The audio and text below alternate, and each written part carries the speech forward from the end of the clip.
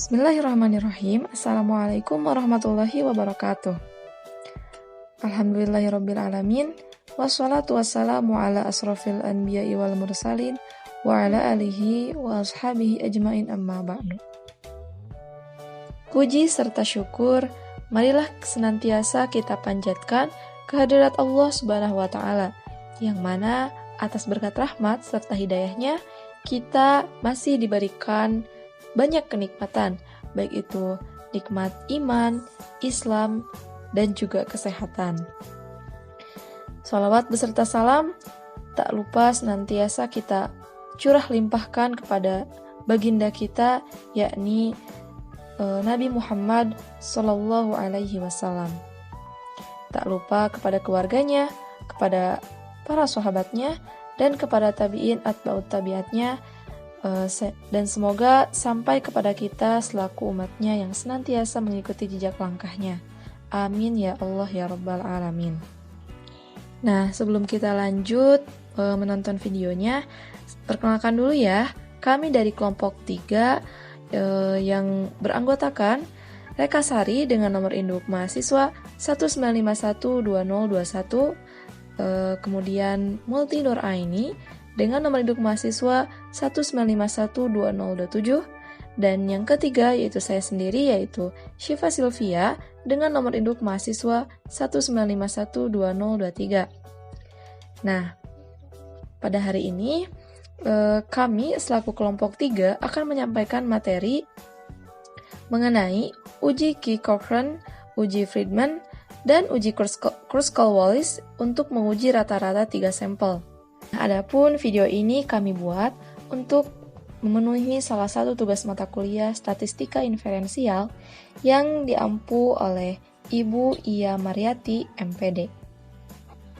Nah teman-teman, adapun agenda atau materi yang akan dibahas pada video ini, yaitu yang pertama ada uji Key-Cochran yang akan disampaikan oleh Reka Sari, kemudian yang kedua ada uji Friedman yang akan disampaikan oleh Multi Nur Aini, dan terakhir ada uji Kruskal-Wallis untuk menguji rata-rata 3 sampel yang akan disampaikan oleh saya sendiri, Syifa Sylvia. Baik, langsung saja ke pembahasan materi, mohon disimak baik-baik ya teman-teman. Bismillahirrahmanirrahim. Assalamualaikum warahmatullahi wabarakatuh. Di sini saya Reka Sari selaku anggota dari kelompok 3. Selaku pemateri pertama akan menjelaskan materi mengenai uji Key-Cochran. Uji Key-Cochran adalah salah satu uji non-parametrik untuk K sampel berhubungan atau dependent. Uji non-parametrik dapat digunakan untuk menganalisis data berskala nominal atau ordinal. Uji Key-Cochran awalnya dilakukan oleh William James Cochran untuk menguji ekspektasi dari beberapa proporsi untuk mengetahui apakah berkorelasi sama. Atau bisa dikatakan uji ini memiliki tujuan apakah perlakuan K sampel tersebut memiliki efek yang sama atau tidak. Uji Key-Cochran merupakan uji dari perluasan uji M-Sinemar. Pada uji Key-Cochran dikenal 2 penilaian yang saling berlawanan atau dikotomi. Contoh dari penilaian dikotomi ini seperti sukses atau gagal, iya atau tidak, dan sebagainya. Uji Key-Cochran adalah sekelompok subjek penelitian, misalnya sekelompok metode dan sebagainya. Dapat diberikan 3 atau lebih perlakuan yang berbeda. Perlu diketahui karena uji Key-Cochran menggunakan 2 penilaian yang dikotomi, maka untuk kejadian sukses diberikan angka 1, dan bila kejadian gagal diberi angka 0. Adapun asumsi-asumsi pada uji Key-Cochran. Yang pertama, pada hasil setiap perlakuan yang diberikan di setiap kelompok berbentuk penilaian dikotomi, yaitu 1 untuk sukses dan 0 untuk gagal. Yang kedua, K sampel atau kelompok sampel diambil secara acak dari semua kemungkinan sampel. Yang ketiga, K sampel merupakan kontrol untuk dirinya sendiri karena dalam satu kelompok bersifat independen terdiri dari beberapa individu, dan dalam satu baris bersifat dependen, satu individu mendapatkan K treatment yang sama. Adapun prosedur pengujian yang harus kita penuhi untuk melakukan uji Key-Cochran. Yang pertama, tentukan hipotesis pengujian. Yang pertama ada H0, yaitu proporsi perlakuan pada tiap-tiap kelompok adalah sama. Dan H1 yaitu proporsi perlakuan pada tiap-tiap kelompok adalah tidak sama. Jadi ketika kita telah menemukan salah satu contoh yang akan kita uji menggunakan prosedur pengujian Q kohran, kita harus menentukan hipotesis. Yang pertama adalah sama, perlakuannya itu sama. Yang kedua, perlakuan tiap-tiap kelompok adalah tidak sama. Nah, yang kedua yaitu menentukan tingkat signifikansi atau alfa. Tingkat signifikansi di sini bisa menggunakan yang 5%, 10%, dan yang lainnya. Yang ketiga, statistik uji Q kohran.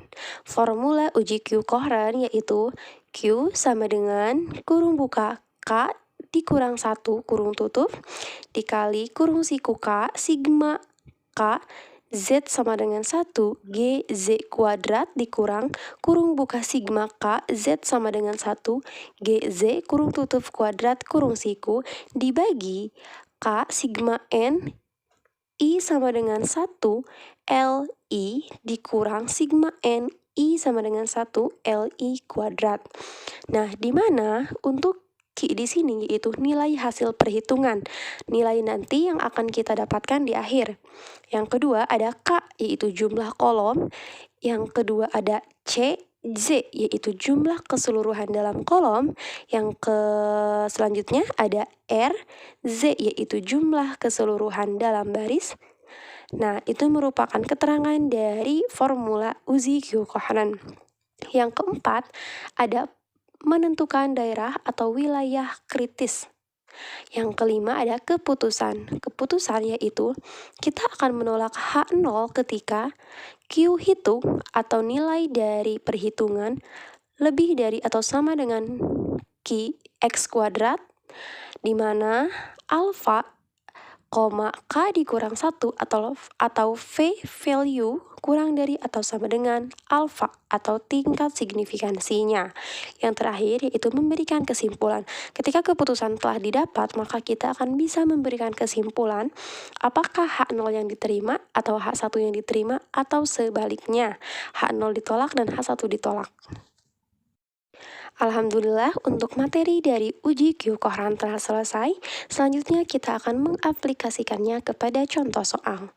Di sini saya mempunyai contoh soal perhitungan secara manual untuk uji Q kohran, yaitu Yudit Catering termasuk dalam usaha kecil menengah yang khusus memproduksi donat. Karena pangsa pasar mulai menyempit akibat dari banyaknya kompetitor usaha donat, maka divisi pemasaran mencoba membuat riset kecil untuk mengetahui preferensi kecenderungan untuk menyukai sesuatu konsumen terhadap rasa donat baru yang rencananya akan diproduksi khusus dengan harga yang tinggi. Karena biaya produksi untuk donat juga tinggi, maka penelitian ini terbatas, hanya melibatkan 10 responden yang dipilih secara acak menggunakan metode penarikan contoh tertentu. Masing-masing responden diminta mencicipi dan menyatakan suka atau tidak suka terhadap rasa donat kreasi baru, yaitu yang pertama ada wijen, yang kedua jeruk purut, dan yang ketiga ada rasa jahe. Bagian pengolahan divisi pemasaran sepakat untuk memberikan kode 1 untuk merespon suka dan kode 0 untuk respon yang tidak suka. Adapun data yang berhasil dikumpulkan adalah sebagai berikut. Nah, teman-teman semua, adapun tabel di bawah ini yaitu tabel dari preferensi responden terhadap rasa donat. Di sini ada 10 responden dengan yang diuji ada 3 rasa donat baru yaitu wijen, jeruk purut, dan jahe. Di sini bisa kita lihat ada yang merespon suka dan ada pun yang merespon tidak suka. Nah, dengan tingkat kepercayaan 95%, apakah proporsi konsumen yang suka adalah sama untuk ketiga rasa donat tersebut? Selanjutnya kita akan melakukan perhitungan untuk mengetahui jawaban apakah konsumen yang suka adalah sama untuk ketiga rasa donat tersebut atau tidak. Nah, teman-teman semua, di sini kita langsung jawab untuk contoh soal di atas. Nah, yang pertama di prosedur pengujian kita itu harus melakukan dulu hipotesis. Di sini ada hipotesis H0 yaitu proporsi konsumen yang suka adalah sama untuk ketiga rasa donat pada Yudit Catering. Dan hipotesis yang kedua yaitu H1, proporsi konsumen yang suka ada yang berbeda pada ketiga rasa donat pada Judith Catering. Nah, untuk prosedur yang kedua adalah menentukan tingkat signifikansi. Di sini tingkat signifikansi atau alfa yang kita gunakan yaitu alfa 5%, berarti sama dengan 0,05. Nah, yang selanjutnya ada uji Q koheran karena menguji K sampel dengan kelompok penilaian bersifat dikotomi. Jadi, yang kita gunakan di sini adalah uji Q koheran. Nah, statistik uji di sini saya sudah merubah data yang tadi ke data berbentuk uji Q koheran ya. Soalnya kan di uji Q koheran yang digunakan itu dikotomi, berarti yang suka kita tulis 1, yang tidak suka kita tulis 0. Setelah kita jumlahkan, untuk yang rasa wijen ada 9 orang yang suka, G1 9. Untuk yang jeruk purut ada G2 sama dengan 0. Dan untuk yang jahe ada G3 sama dengan 8. Nah, untuk kita bisa mengerjakan dan kita bisa mencari Q nilai hitungnya, kita harus mencari dulu LI ya. LI di sini jumlah baris ya, jumlah baris, berarti di sini kita jumlahkan dan didapat total dari LI yaitu 17, dan adapun juga ada LI kuadrat. Kita tinggal kuadratkan nilai dari LI yang tadi dengan total 33. Nah, teman-teman semua, pada slide sebelumnya kita sudah mendapatkan bekal untuk kita bisa mencari nilai Q-nya di sini. Nah, yang pertama, untuk mencari nilai Q, kita masukkan dulu rumusnya seperti yang telah saya jelaskan tadi di awal. Setelah itu kita masukkan angka-angka yang sudah kita dapatkan pada slide sebelumnya. Nah, di sini ada K. K itu apa sih? K itu jumlah yang tadi kita cari itu apa aja gitu ya. Jumlah K sampelnya itu kita punya 3. Yang pertama ada wijen, yang kedua jeruk purut, dan yang ketiga ada jahe. Berarti K-nya itu ada 3. Berarti K dikurang 1 sama dengan 3 dikurang 1 ya. Untuk K-nya kita masukkan K. Nah, untuk sigma K, Z sama dengan I GZ kuadrat. Berarti ini tuh nilai keseluruhan pada kolom.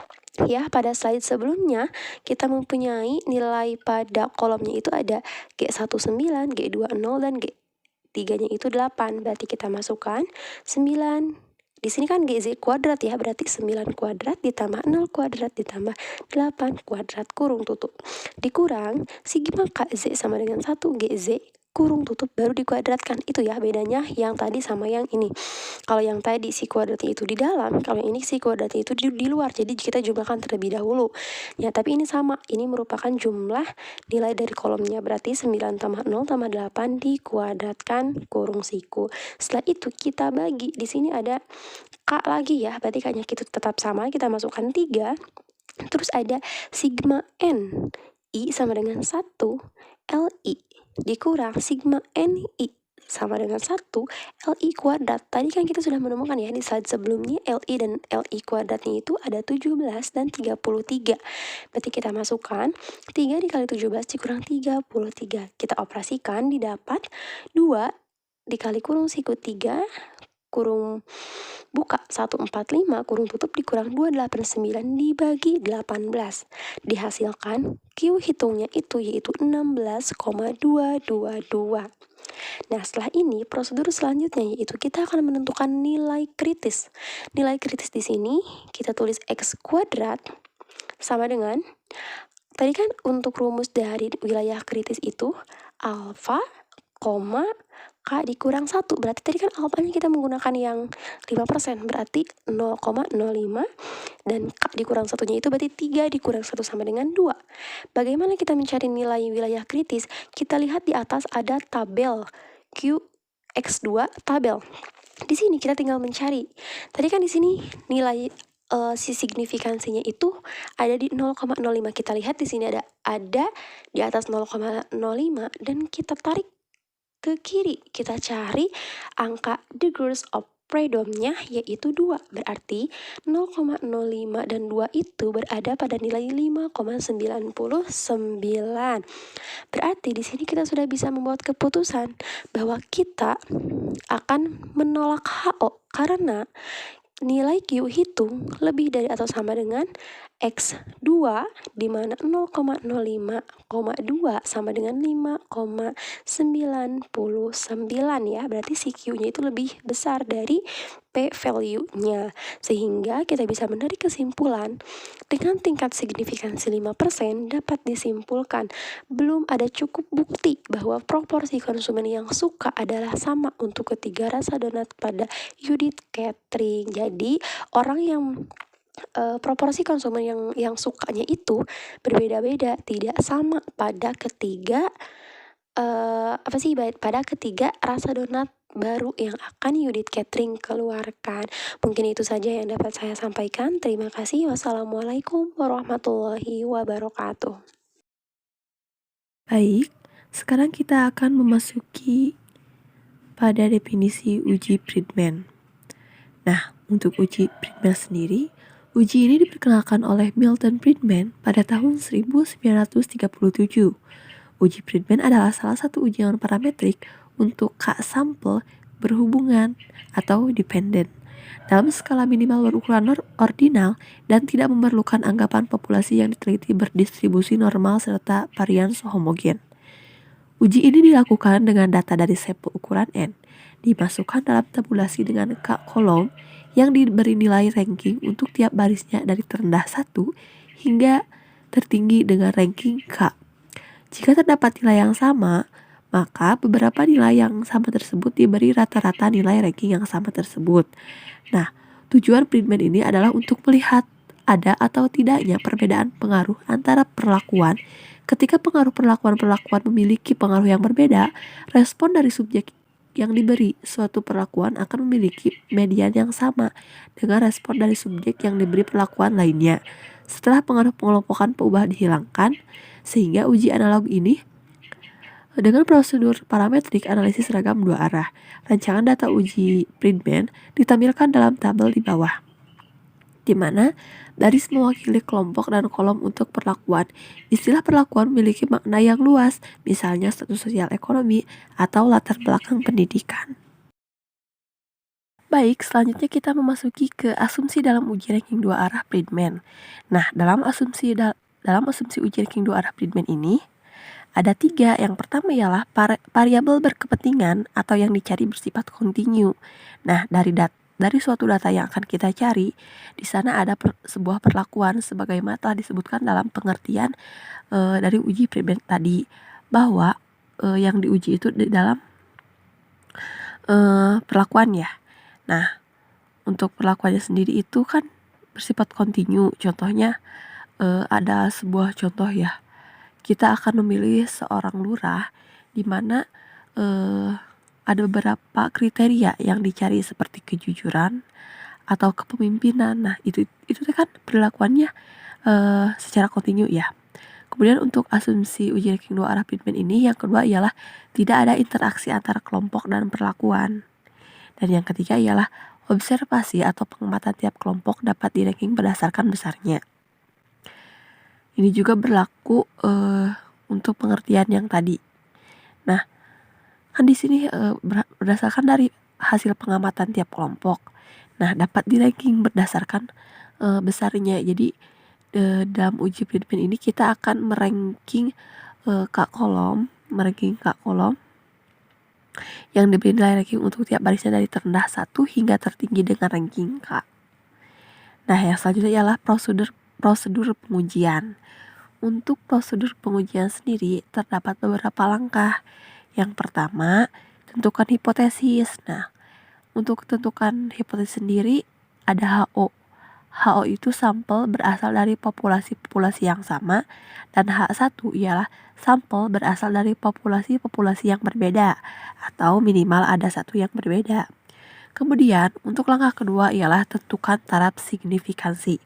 Nah, untuk taraf signifikansi sendiri ini penting ya di dalam pengerjaan, karena nanti hasil akhirnya ini akan dicek ya apakah HO ditolak atau HO diterima gitu. Nah, biasanya untuk taraf signifikansi sendiri itu ya berbeda-beda. Ada yang 5%, ada yang 10%. Tapi biasanya kebanyakan taraf signifikansi itu diambil 5% atau 0,05.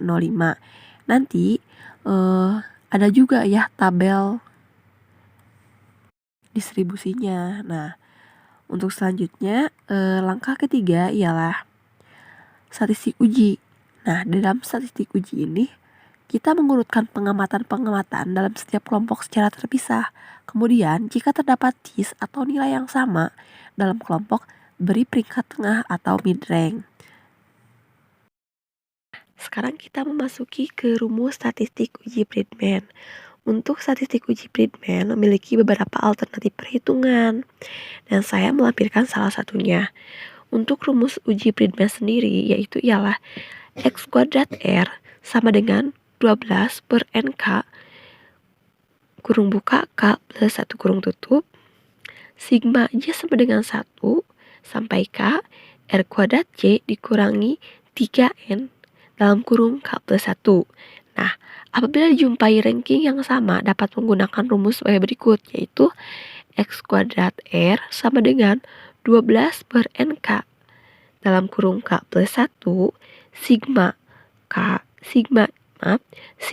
J sama dengan 1 sampai K R kuadrat J minus 3N dalam kurung K plus 1 NK dalam kurung K kuadrat dikurangi 1 per NK dalam kurung K kuadrat minus 1 minus sigma TI pangkat 3 minus sigma TI. Nah, untuk keterangannya sendiri, N itu ialah banyak baris dan K banyak kolom, sedangkan RJ kuadrat itu jumlah ranking dalam kolom J yang dikuadratkan. Nah, di dalam prosedur pengujian, langkah yang keempat ialah tentukan wilayah kritis. Untuk menentukan wilayah kritis sendiri, tolak HO jika X kuadrat R lebih besar dari atau sama dengan X kuadrat alpha K min 1 atau P min value kurang dari atau sama dengan alpha. Nah, jika kalian merasa bingung ya, untuk alfanya itu berapa? Nah, untuk alfa sendiri itu ditentukan ya berdasarkan soal. Contohnya kalau alfanya dikasih 5%, berarti itu bisa kita tuliskan di sini nanti 0,5 saja. Kemudian untuk K-1-nya sendiri itu kita masukkan dari degree of freedom. Apa sih yang disebut degree of freedom? Nah, degree of freedom ini kita bisa melihat pada urutan keberapa gitu di dalam taraf signifikansi yang alpha 0,05.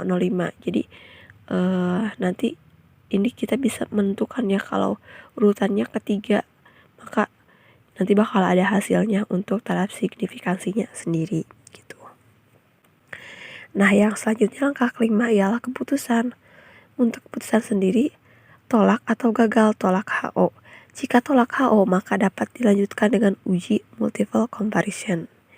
Nah, dan langkah yang terakhir ialah kesimpulan. Oke. Sekarang kita memasuki ke contoh soal dari statistik uji Friedman. Nah, untuk contoh soalnya sendiri saya akan bacakan ya. Panitia bakal calon legislatif dari Partai Padi Sejahtera ingin menentukan anggotanya yang akan duduk sebagai anggota legislatif pada pemilu tahun depan. Agar tidak mengalami kesalahan pada penentuan bakal calonnya, panitia membutuhkan informasi apakah balon atau bakal calon tersebut memiliki kompetensi yang sama atau berbeda. Nah, untuk itu panitia mengadakan asesmen tes untuk menguji para balon tersebut. Tes kompetensi uang diadakan terdiri dari 4 tes di mana masing-masing tes memiliki nilai maksimum 100. Dari hasil tes tersebut diperoleh data sebagai berikut. Bisa kalian lihat ya, untuk datanya sendiri ada nama-namanya, dan untuk tesnya itu ada tes manajerial, kepemimpinan, komunikasi, dan attitude atau sikapnya. Di sini ada beberapa nama bisa kalian lihat.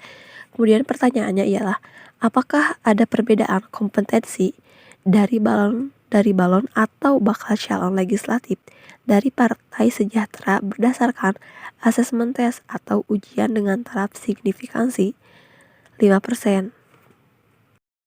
Nah, sekarang kita akan menjawab soal yang tadi sudah saya sebutkan ya. Jawab, untuk HO, tidak terdapat perbedaan kompetensi dari bakal calon legislatif dari Partai Padi Sejahtera berdasarkan asesmen tes. Untuk H1-nya sendiri, terdapat perbedaan antara kompetensi dari bakal calon legislatif dari Partai Padi Sejahtera berdasarkan asesmen tes. Nah, untuk alfanya sendiri itu 0,05 atau 5% yang tadi ya. Nah, untuk statistik ujinya sendiri, bisa kalian lihat ya di tabel di sini. Nah, untuk bakal calonnya itu dari Parto sampai Desi. Nah, ada variabel berkepentingannya, ada manajerial, kepemimpinan, komunikasi, dan attitude. Nah, kenapa nilainya bisa jadi segini sedangkan yang tadi itu berbeda-beda nilainya? Ini berdasarkan pengertian uji Friedman sendiri, kan kita mengurutkan dari kolom sampai mengurutkan dari ranking 1 sampai K. Berarti per kolom itu alias per variabel berkepentingan itu kita urutkan nilainya, misalkan contohnya 55 itu ada 2. Nah, itu kan sama urutannya ya. Kalau sama, nanti kan diurutkan dulu yang 1 sampai contohnya 1 sampai 10 atau dari Parto sampai Desi diurutkan nilainya untuk manajerial dulu, catat untuk manajerial dulu. Nah, kemudian sesudah diurutkan, bisa kita lihatkan nilai-nilainya. Kemudian jika ada nilai yang sama, maka dijumlahkan kemudian dirata-ratakan. Sehingga bisa kalian lihat untuk hasilnya sendiri. Untuk manajerial Parto ada 2, Sule 4, Andre 2, dan yang sama rata-ratanya yaitu 2,5, Dimas dan Ribut. Untuk yang lainnya itu sama ya. Untuk kepemimpinan, komunikasi, attitude caranya sama kayak yang manajerial. Kemudian apa sih RJ? RJ itu jumlah dari yang tadi sudah kita cari. Nah, untuk RJ yang manajerial sendiri bisa kalian ada 24, untuk kepemimpinan ada 24, dan untuk komunikasi 17, sedangkan untuk attitude ada 35. Kemudian di sini ada RJ kuadrat, berarti 24 itu dikuadratkan ya. Nah, udah selesai, langsung ada totalnya sendiri. Jadi totalnya itu setelah ditotalkan ada totalnya 2666. Oke, setelah kita cari statistik uji dari data tersebut, langkah selanjutnya ialah memasukkan ke dalam rumus sebagaimana rumus yang telah saya sebutkan tadi ya. Nah, kita tinggal memasukkan ya nilai-nilai ke dalam rumus tersebut sehingga hasilnya untuk X kuadrat R sama dengan 10.375. Nah, untuk wilayah kritisnya sendiri X kuadrat 0,05 maksudnya 0,05 itu ialah yang alfa tadi. Alfanya kan taraf signifikansinya 5%, berarti 0,05. Kemudian kenapa bisa ada tulisan 3? Maksudnya ialah yang signifikansinya itu berada pada degree of freedom yang ketiga. Bisa kalian lihat di tabel sendiri ya. Untuk 0,05 kemudian degrees of freedomnya 3, berarti nilainya ialah 7,81, dan ini benar nilainya 7,815. Kemudian untuk keputusan tolak HO karena X kuadrat R kurang dari X kuadrat 0,053. Nah, untuk kesimpulannya sendiri, dengan taraf signifikansi 5% dari data yang ada sudah ada cakupan bukti bahwa ada perbedaan signifikan antara kompetensi balon atau bakal calon legislatif dari Partai Padi Sejahtera berdasarkan asesmen tes. Nah, selanjutnya yaitu materi mengenai uji Kruskal-Wallis-H. Uji Kruskal-Wallis adalah uji non-parametrik berbasis peringkat yang tujuannya untuk menentukan adakah perbedaan signifikan secara statistik antara 2 atau lebih kelompok variabel independen pada variabel dependen yang berskala data numerik atau interval rasio dan skala ordinal. Karena untuk melihat perbedaan yang signifikan antar kelompok, uji ini jelas digunakan untuk melihat perbandingan lebih dari 2 kelompok populasi. Karena untuk melihat perbedaan yang signifikan antar kelompok, uji ini jelas digunakan untuk melihat perbandingan lebih dari 2 lebih dari dua kelompok populasi dengan data berbentuk ranking. Nah, umumnya uji ini juga disebut sebagai uji Kruskal-Wallis-H atau H-test. Nah, uji ini identik dengan uji one-way ANOVA pada pengujian parametris, sehingga uji ini merupakan alternatif bagi uji one-way ANOVA apabila tidak memenuhi asumsi, misal asumsi normalitas. Nah, selain sebagai uji alternatif, kegunaan lain adalah sebagai perluasan dari uji Mann-Whitney U-test di mana kita ketahui bahwa uji tersebut hanya dapat digunakan pada dua kelompok variabel dependen. Nah, sedangkan Kruskal-Wallis ini dapat digunakan pada lebih dari dua kelompok. Nah, oleh karena uji ini merupakan uji non-parametris di mana asumsi normalitas boleh dilanggar, maka tidak perlu ada lagi uji normalitas, misal uji Shapiro, uji Shapiro-Wilk, atau Lilliefors. Nah, selanjutnya yaitu contoh populasi untuk uji Kruskal-Wallis. Karena uji ini digunakan untuk beberapa kelompok populasi, sehingga sebagai contoh, seorang peneliti ingin melakukan penelitian dengan melakukan perbandingan antara 5 kelompok ayam dengan mengamati massa berat daging ayam potong yang diberikan pakan berbeda selama 60 hari. Nah, adapun perbedaan yang akan diteliti oleh peneliti tersebut, yang pertama yaitu ayam potong dengan pakan pelet pabrikan. Nah, yang kedua, ayam potong dengan pakan jagung. Yang ketiga, ayam potong dengan pakan campuran dedek dan ampas tahu. Yang keempat, ayam potong dengan pakan pelet buatan sendiri. Dan yang terakhir yaitu ayam potong dengan pakan nasi sisa. Nah, untuk kasus populasi seperti ini gitu ya, dengan tujuan penelitian yang sama, biasanya digunakan uji one-way ANOVA.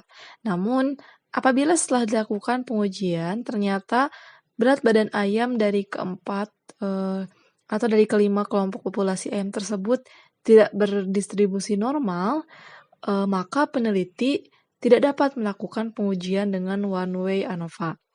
Nah, karena itu, uji Kruskal-Wallis ini dapat digunakan sebagai alternatif one-way ANOVA untuk kasus di mana masing-masing populasi tidak berdistribusi normal atau asumsi kenormalannya itu tidak terpenuhi. Selanjutnya yaitu kegunaan dari uji Kruskal-Wallis ini. Yang pertama, uji Kruskal-Wallis ini biasa digunakan sebagai alternatif untuk uji one-way ANOVA seperti yang telah saya sebutkan sebelumnya ya, di mana asumsi kenormalan tidak terpenuhi. Nah, apabila asumsi kenormalan tidak terpenuhi, jadi kita bisa menggunakan uji Kruskal-Wallis ini. Kemudian kegunaan yang kedua yaitu bisa digunakan untuk membuat perbandingan antara dua atau lebih variabel kuantitatif berbentuk ranking di mana sampelnya merupakan sampel independen dan asumsi kenormalannya itu tidak terpenuhi. Dan yang ketiga yaitu uji Kruskal-Wallis ini merupakan uji pengembangan dari Mann-Whitney test, di mana variabel yang digunakan pada uji ini berjumlah lebih dari 2 variabel. Selanjutnya yaitu hipotesis uji Kruskal-Wallis. Untuk hipotesis yang digunakan uji Kruskal-Wallis adalah ada tidaknya perbedaan dari beberapa kelompok populasi yang diamati. Nah, untuk contoh hipotesisnya sendiri, yang pertama untuk H0-nya itu median dari K populasi adalah sama. Kemudian H1-nya median dari K populasi tidak sama. Nah, ada juga nih contoh lain, misalnya hipotesis yang atau H0-nya itu semua populasi berasal dari tempat yang sama, dan untuk H1-nya itu semua populasi berasal dari tempat asal yang tidak sama. Selanjutnya yaitu ada rumus dari uji Kruskal-Wallis.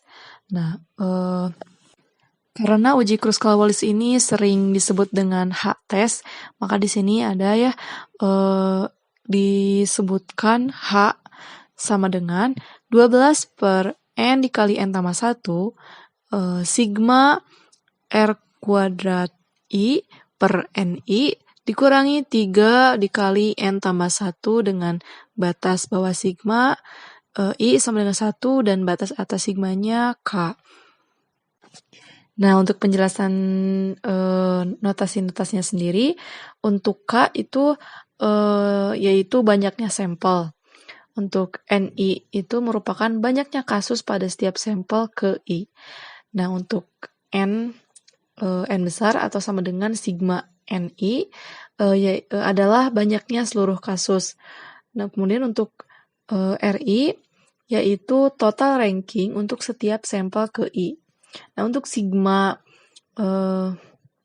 I sama dengan 1 itu menunjukkan penjumlahan seluruh K sampel yang mendekati distribusi chi-square.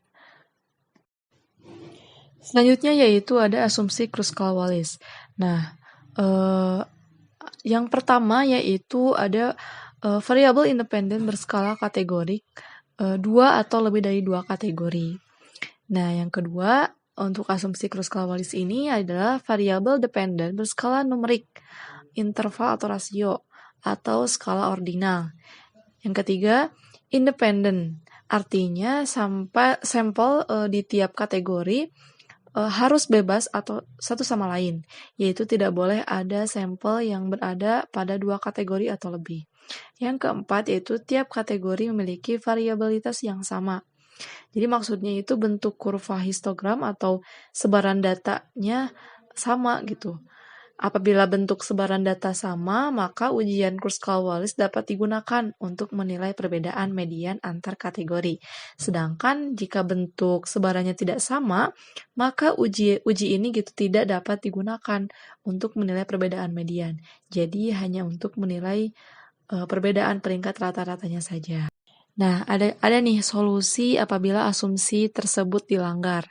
Yang pertama, apabila kategori hanya ada 2, maka kita bisa menggunakan uji Mann-Whitney U-test. Yang kedua, apabila skala data di tiap variabel tidak sesuai, maka kita bisa menggunakan uji yang sesuai. Misalnya, skala data variabel independen dan dependen dengan nominal, maka kita bisa menggunakan uji chi-square. Nah, yang ketiga, apabila anggota sampel di tiap kategori sama, maka kita bisa menggunakan uji komparatif berpasangan untuk skala ordinal, yaitu uji Friedman test. Selanjutnya ada kesimpulan hipotesis Kruskal-Wallis.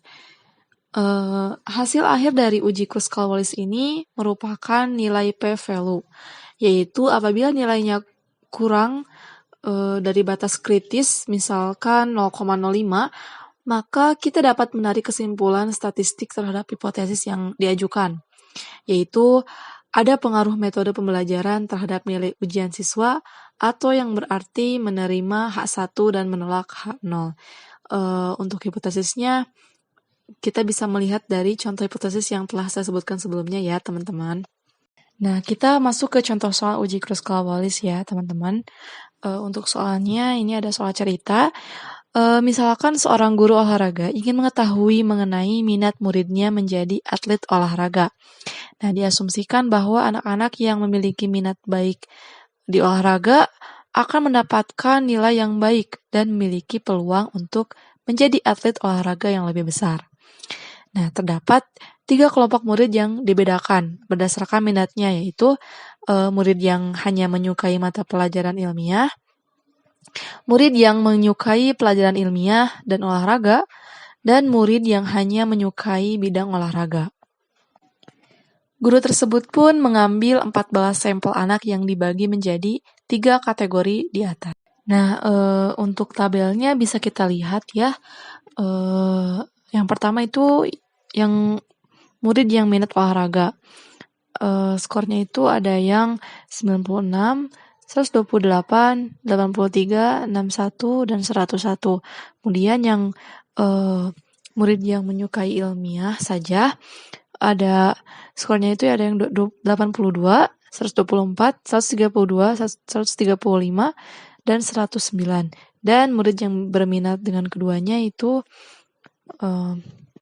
ada 115, 149, 166, dan 147. Nah, langsung saja ke penyelesaian. Untuk hipotesisnya, untuk H0-nya itu tidak ada perbedaan antara nilai rata-rata kelompok murid dari ketiga kategori tersebut. Dan untuk H1-nya kita ambil rata-rata nilai dari kelompok murid tersebut adalah berbeda. Yang selanjutnya yaitu kita uji statistik. Karena data yang digunakan adalah 3 kelompok independen, sehingga diperlukan suatu uji statistik untuk sampel independen. Nah, karena minat dapat diukur dengan skala data paling sedikit tidak skala ordinal, sehingga statistik pengujian Kruskal-Wallisnya cocok untuk kasus ini. Nah, maka karena sudah cocok dengan uji statistiknya, kita lanjut ke tingkat signifikansinya. Umumnya nilai alfa yang ditetapkan itu 0,05, dan sehingga kita gunakan juga ya 0,05 dengan total sampel sebesar 14. Nah, di mana N1-nya itu 5, N2-nya itu 5, dan N3-nya itu 4. Selanjutnya untuk distribusi samplingnya, yaitu K sama dengan 3. Dengan nilai K itu didapat dari banyaknya kelompok. Tadi kan ada 3 kelompok ya, yang menyukai pelajaran ilmiah, yang menyukai olahraga, dan yang menyukai keduanya. Selanjutnya yaitu daerah penolakan. Untuk daerah penolakannya, semua nilai H yang mungkin terjadi di bawah H0 dengan nilai kurang dari alfa 0,05. Kemudian langsung ke cara pengerjaannya. Langkah awal yang dapat kita gunakan yaitu membuat ranking untuk setiap observasi di dalam kelompok. Nah, dalam pembentukan ranking, seluruh data digabungkan dan di-ranking secara keseluruhan. Seperti kita bisa lihat di tabel yang telah disajikan ya, seperti ini. Jadi untuk rata-rata data yang pertama atau R1-nya itu 22, R2-nya yaitu 37, dan R3-nya yaitu 46. Nah, setelah kita dapatkan nilai R1, R2, dan R3, selanjutnya kita dapat menghitung nilai H dengan menggunakan rumus yang telah tadi kita bahas. Nah, telah disajikan juga ya di sini untuk penyelesaiannya, dan dihasilkan hanya itu sama dengan 6,4 H hitung. Nah, selanjutnya untuk keputusan dengan menggunakan tabel O untuk N1 sama dengan 5 dan N2 sama dengan 5 dan N3 sama dengan 4, maka H tabel lebih dari atau sama dengan H hitung. Artinya kemungkinan kemunculan nilai-nilai di bawah H0 sebesar kurang dari 0,049. Nah, karena kemungkinan tersebut atau yang sama apanya itu sama dengan 0,05, maka keputusan kita dalam kasus ini adalah menolak H0 dan menerima H1. Nah, dalam kasus ini bisa kita simpulkan bahwa memang tidak sama minat siswa menjadi atlet olahraga. Nah, dalam contoh ini kita menggunakan referensi dari buku Sidney Siegel, yaitu menggunakan tabel O. Alhamdulillah, penyampaian materi dari kelompok 3 telah selesai. Kami dari kelompok 3 mengucapkan banyak terima kasih kepada teman-teman atas segala perhatian yang telah diberikan. Semoga apa yang telah kelompok kami sampaikan bisa bermanfaat ya untuk teman-teman. Kami juga memohon maaf apabila banyak perkataan kami yang kurang berkenan di hati teman-teman semua. Kami ucapkan mohon maaf. Kami dari segenap kelompok 3, yaitu saya sendiri, Syifa Sylvia, dengan rekan saya yaitu Rekasari dan Multinur Aini mengucapkan banyak terima kasih. Jangan lupa like, komen, dan share video ini ya teman-teman. Billahi taufiq wal hidayah. Wassalamualaikum warahmatullahi wabarakatuh.